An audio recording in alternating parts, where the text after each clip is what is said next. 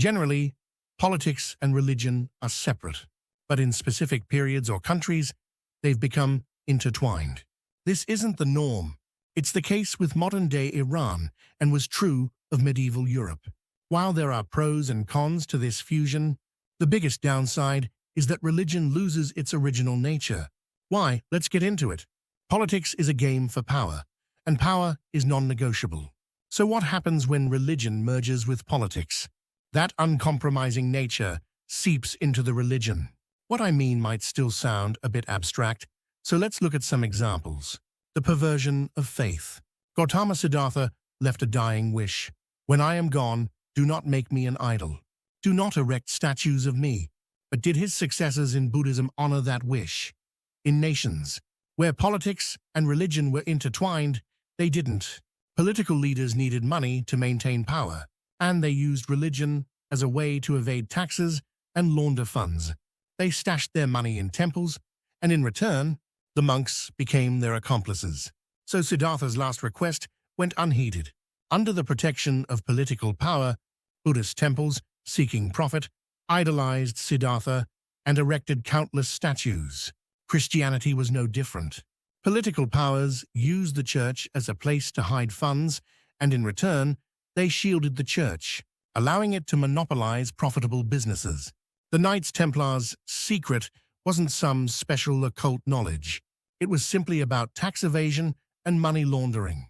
Jesus, who was clearly a real person, was a progressive man who showed noble self-sacrifice.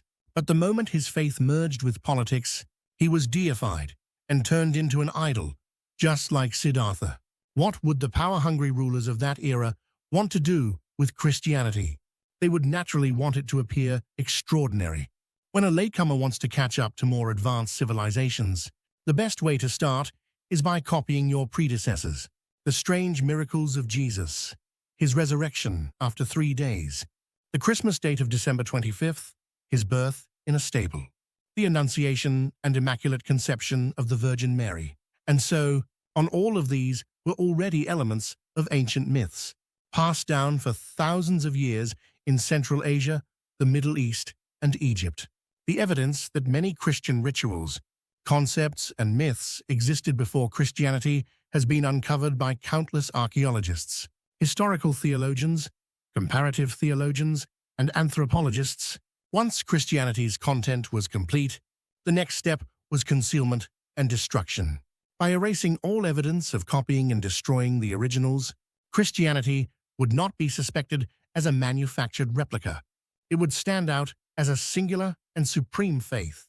This is why so many invaluable human records and books were destroyed during the Christian Middle Ages, which we now call the Dark Ages. Had religion not been entangled with politics, there would have been no such project to darken civilization. It makes sense that a system for calculating years created during a period of such civilizational regression would be fundamentally flawed. A call for acknowledgement. I believe that religion and faith are important parts of human life.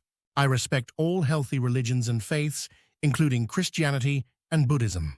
But I also believe we must acknowledge the facts. Only by embracing our true nature can our religions and faiths evolve. Next time, let's take a look at the genius of Albert Einstein, something we've all come to take for granted. Is he really a great man worthy of being in the biographies our children read? His status as a genius is part of our everyday routine, a truth we accept without question. But let's use the lens of Routinormalism to re-examine him closely. Don't forget to hit subscribe and the notification bell to catch the next episodes as soon as they drop.